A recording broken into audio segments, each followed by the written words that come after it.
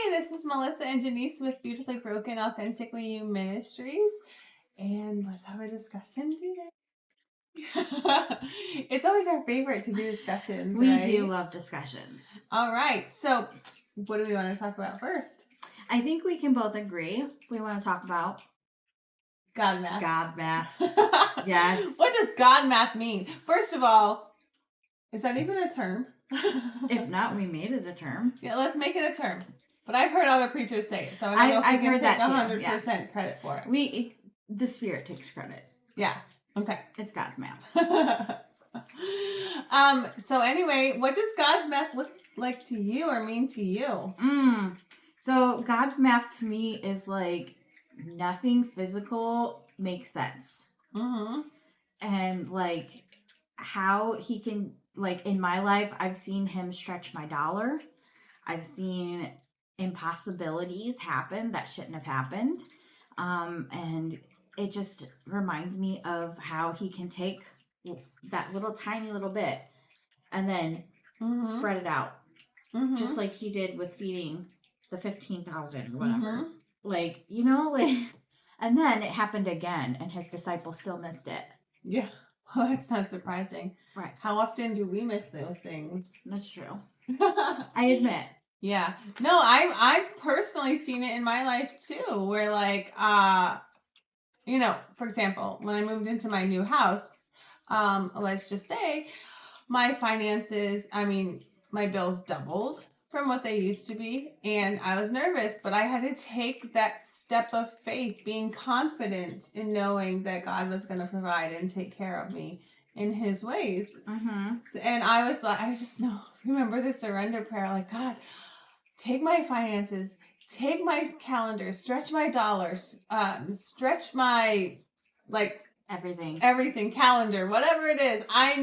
Stretch my schedule. I need you to help me. Like, this is so scary. And it's overwhelming and it's scary, but until you take that first step of faith, and a lot of times it is that first step of faith, yes, God will bless it. And because it's obedience, right? Yes, it's obedience on what he asked you to do. Yes. And so he, like, especially if you give thanks for it. Yeah. You're like, God, this is yours. Then he'll take that little tiny thing, whatever it is, and be like, okay, I'm about to show you what this I'm means. about to blow your mind. Yeah, I'm about to blow your mind with God math. Yeah. Well, okay. So, for example, I'm going to give an example. So, I have been, one of the things that we're doing is we're out in the community and we're doing work for people. And one of the things I like to be doing recently is parties. And because I have all of this experience in hospitality, that's definitely one of my things that I love to do.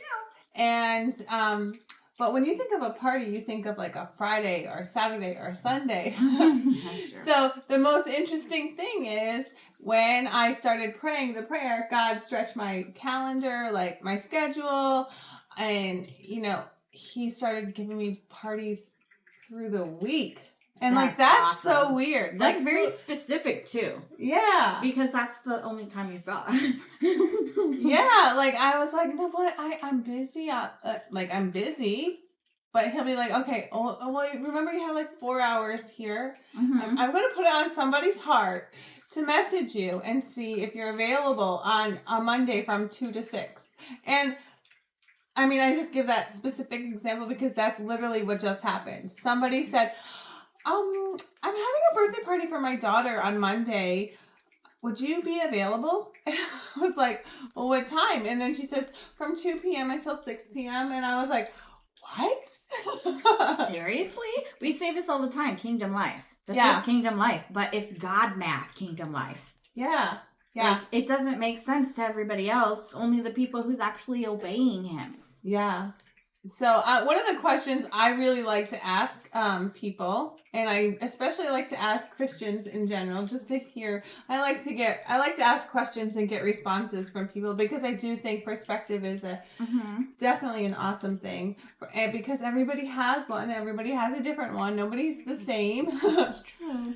But it's interesting because, like you have scripture and it says a specific thing and you're like, okay, so like, what does that mean to you? And it could mean like 25 different things to 25 different people, Oh, that's very right? true. So one of the things I've been asking people lately is, what worldly system has God used for his spiritual purpose in your life? You know? That's a stumper, even though it's everything. Yeah. Because we're often worldly systems are what God uses to come about his spiritual purposes in our lives, you know? That's true. A lot of people like go and attain reputation or fame or money, right? Yeah. Because they think money equals all of those things. It's very Mhm. valuable, but spiritually, God's like, I don't care about money. Like, bring to me Like, 1 I cent. own the cattle on 1,000 hills. Yeah. Like, if money's your issue, then is it really spiritual? Yeah, absolutely. So when I think of that specific question, a worldly system, the worldly system that I think about is social media, right? Uh-huh. Because that's a worldly system, Yes. and it's used for a whole different realm of purposes or whatever, but used with the right people, In the right hands. yes, it does have a spiritual purpose.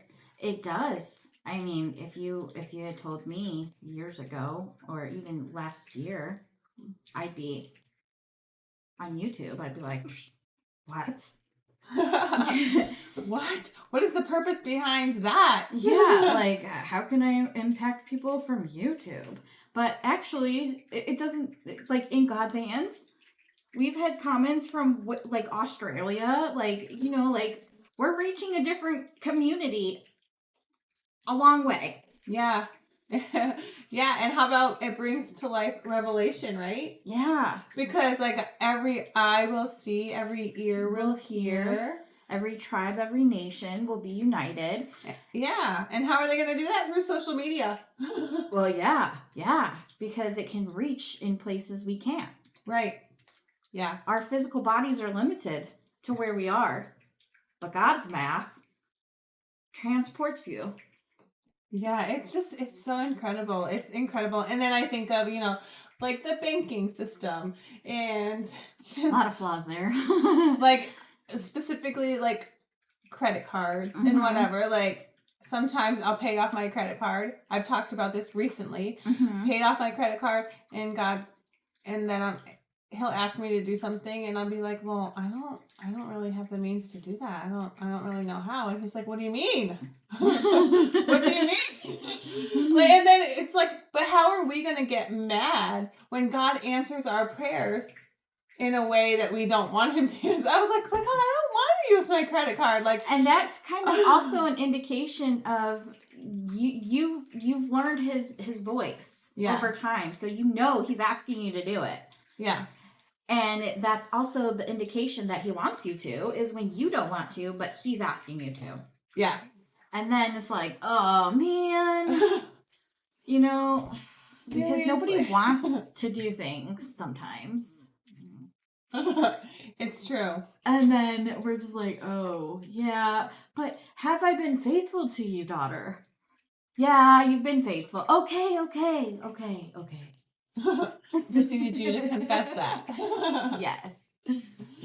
Well, great conversation. I love the conversation of God math. Let us know what worldly system God is using for his spiritual purposes in your life. Yes, we would love to hear that.